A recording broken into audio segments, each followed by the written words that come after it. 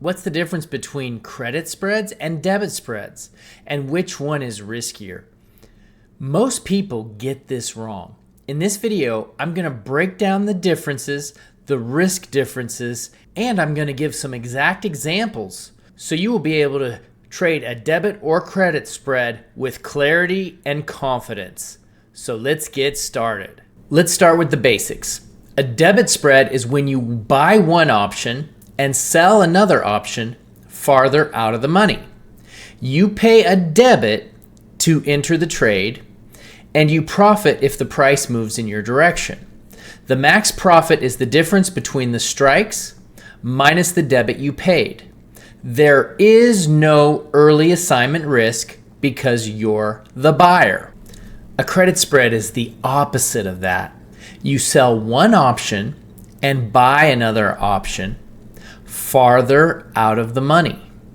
You collect a credit up front and you want the price to stay above or below a level. The risk is higher because you're exposed to early assignment, especially when you're short a put or call that goes in the money. I have an example of this that you're going to want to see. Let's walk through 4 setups. We're going to go through 2 debit spreads and we're going to go through 2 credit spreads so you can really understand exactly how this works. Example number 1, deep in the money debit spread. Let's say you buy a 540, 545 call debit spread on the QQQ and you pay around $4.08 for the spread.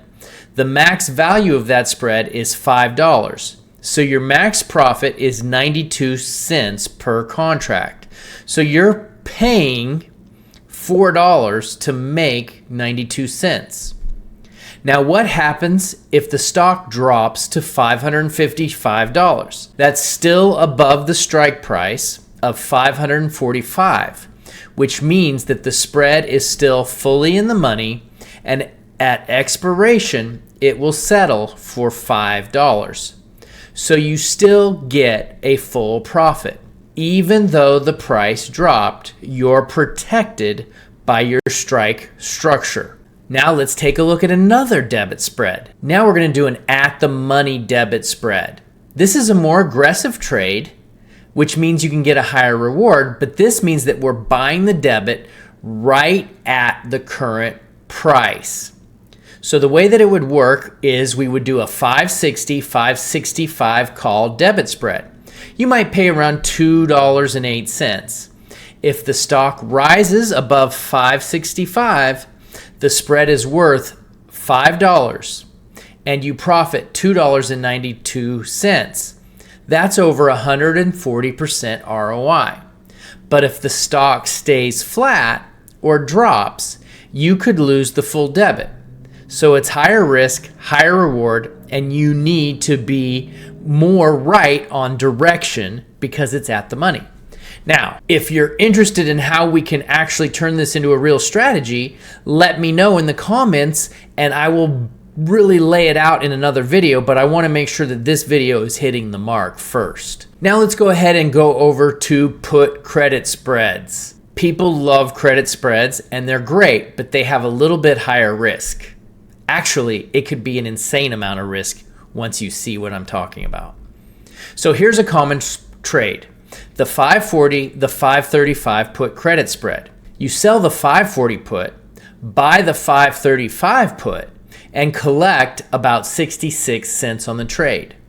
If the stock stays above 540, you keep the full credit. But here's the risk.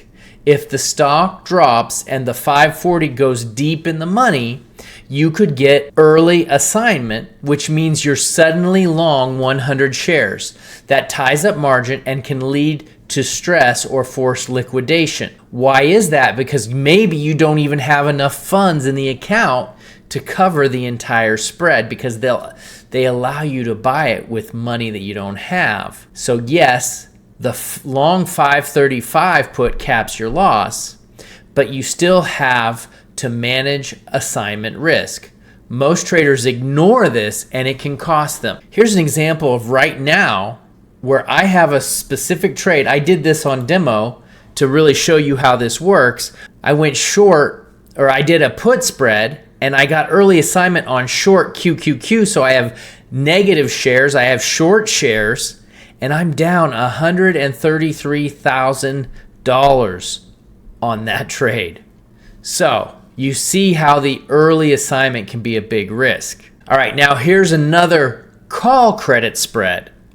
So we're going to flip it a little bit. The 570 and the 575 call credit spread. You collect maybe 21 cents for risking $4.79. That's a tight reward to risk ratio. And if the market rallies through 570, the losses can mount fast. Unlike debit spreads, credit spreads bleed slowly in your favor, but can fail hard if price moves against you. Not great for volatile markets unless you're extremely confident. Which ones should you use? Well, here's a chart I have that will show you really what you should be looking for. If your strategy is a deep in the money debit spread, it's best for safer, steady profits, and the risk is missed profits if you close it early. Or if you're doing an at the money debit spread, you get a better upside, but you risk of losing the full debit. So on the credit spread side, you can create passive income and high probability, but the risk is assignment and also margin risk.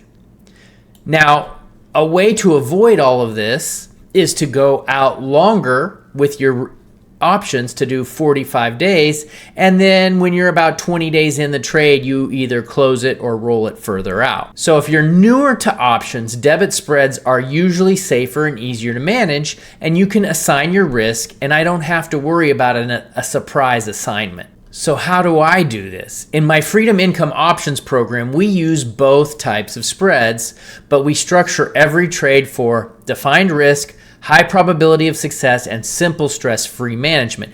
And we only use spreads with a very small portion of our account. We have a much higher probability trade where we're targeting 1% a week, and I show my students exactly how to do that. And we have some students that are generating up to $5,000 a week right now. So if you want to see the exact strategy that I use and my students to make 1% income every week with trades like this, just join my free live training. The link is in the description below. And let me know in the comments if you like this type of training, and I'm going to continue to generate awesome training, free stuff to help you guys that are following on the YouTube channel. My mission is to help 100,000 people replace their income with options.